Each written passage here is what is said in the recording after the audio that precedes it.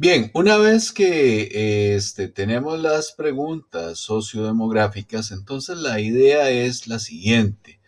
Uno empieza a organizar el instrumento de acuerdo con los constructos teóricos que ha empezado o que ha definido previamente. ¿Cuál es la idea de esto? Que cuando usted empiece a construir los ítems, estos ítems estén organizados de forma tal que usted sepa cuál es el sentido lógico y el sentido teórico por el que usted está preguntando determinadas cosas. Entonces, como recordaremos aquí en el marco de concordancia, los constructos teóricos son administración intercultural, dominio idiomático, empleabilidad y negocios internacionales. Nos vamos a la encuesta y entonces tendremos administración intercultural como primer constructo. Aquí estarán siendo asociados cada uno de los ítems con los que estamos trabajando. Posteriormente tendremos el constructo,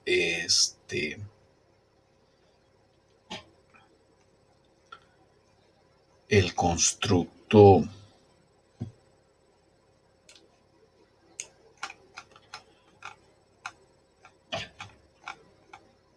dominio idiomático, luego el constructo empleabilidad, como podemos ver acá, y además tendremos como último constructo negocios internacionales. Entonces, sabemos ya dentro de la lógica del cuestionario qué preguntas responden a cuál constructo teórico y entonces podemos establecer también el nivel de importancia que estos tienen. Uno podría, si quisiera, empezar a organizarlo también por variables, pero eso haría que el instrumento tenga demasiados subtítulos y a veces es un poco complicado. Yo prefiero organizarlo por constructo, pero si ustedes pueden ver, obviamente, los ítems. Yo sé cuántos ítems en total y cuáles son los que responden al constructo teórico de administración intercultural. De la misma manera que sé cuáles ítems responden al dominio idiomático y sé cuáles ítems incluso responden a cada indicador en específico. Y como ustedes pueden ver acá, a veces podemos tener indicadores para los cuales existen más de un ítem específico. Es más, eso hace que el instrumento sea grande y que sea robusto. O sea, la idea no es hacer nada más un ítem por indicador, aunque en algunas ocasiones sí puede darse. Pero como ustedes pueden ver, esto no ocurre siempre. ¿Por qué? Porque hay algunos ítems que van a ser especialmente importantes de tener muchos mecanismos de medición. Por ejemplo, el tema de valores está siendo priorizado acá. Por ejemplo, ustedes ven el tema de la cantidad de veces de solicitud de visa a Estados Unidos, el tema de la participación en comunidades aprendientes, la percepción de responsabilidades con respecto al idioma inglés, la experiencia de generadoras de ingresos, de generación de ingresos en el campo disciplinar, etcétera. Entonces, ya uno puede ir viendo dentro de un marco de concordancia cuáles son preguntas especialmente importantes para el desarrollo del trabajo. Entonces, ustedes pueden ver cómo dentro del instrumento esto está organizado de esta manera. Quisiera aprovechar un poco y empezar a hablar de algunas de las formas de preguntas que he utilizado en este instrumento y la idea es que ustedes lo tengan. Una primera cosa que hay que decir es que cuando yo voy a presentarle a la persona que me llena el instrumento una forma específica de preguntar, yo tengo que explicarle que a qué se refiere. Entonces, como ustedes pueden ver acá, se dan unas breves instrucciones. Se presenta a continuación una serie de afirmaciones sobre las que usted deberá responder de acuerdo a su nivel de acuerdo o desacuerdo, siendo uno completamente en desacuerdo y cinco completamente de acuerdo. Y entonces aquí empezamos a trabajar en formato Likert. Cuando uno aplica la encuesta, uno no lee las opciones, nada más le dice que uno es completamente en desacuerdo y cinco en desacuerdo. La persona irá desarrollando esto. La otra cosa que no se lee es, no se le dice a la persona que tiene esta opción de neutral. ¿Por qué? Porque en un país como el nuestro, si la persona se da cuenta que tiene esta opción de mantenerse neutral, pues básicamente tendremos el problema de que en la mayoría de ítems va a estar ubicándose ahí. Lo que nos interesa es pues construir posición sobre el tema.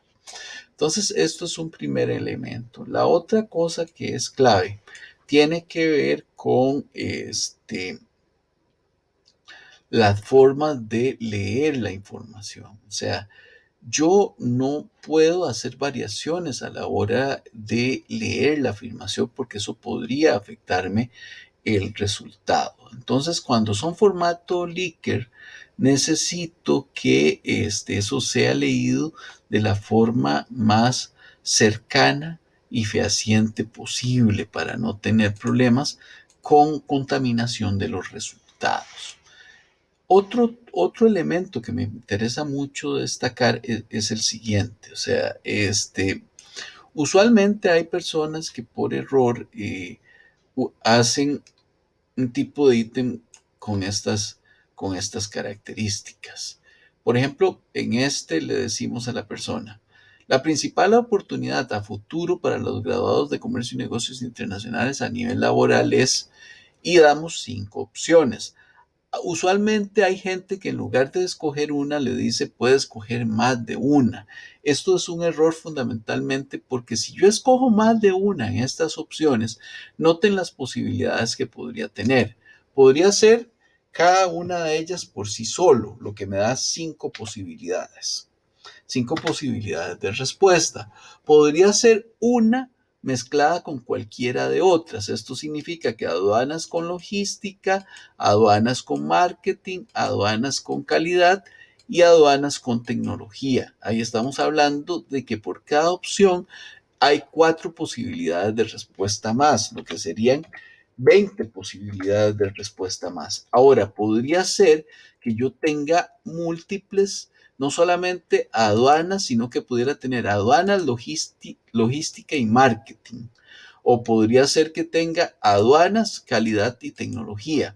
Ahí son 2 opciones de combinación que tengo que multiplicar por 5. 5 por 2 son 10 opciones más. Y podría ser que vaya aumentando la cantidad de opciones. O sea, básicamente, si yo le pongo aquí, puede escoger más de una, le estoy diciendo, o sea, estoy construyendo un ítem que va a crecer exponencialmente en términos de sus posibilidades de respuesta, lo cual me abre demasiado el abanico de combinaciones y lo que yo quiero es cerrarlo.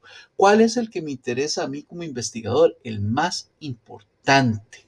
Y entonces, igualmente, a la hora de que yo le planteo una pregunta abierta, o sea, por ejemplo, el principal campo laboral que la carrera de Comercio y Negocios Internacionales no ha explorado en términos de su formación a nivel de licenciatura es, y le digo, debe anotar solo uno. ¿Por qué? Porque a veces una persona que ha estudiado una carrera y que eventualmente no ha podido ejercer esa carrera, pues va a tener mucho que decir aquí. Pero a mí me interesa como investigador no lo mucho que tenga que decir, sino lo más importante que tenga que decir. Y entonces, en estos casos es lo que le estoy planteando, que por favor me diga cuál de todas las cosas es la que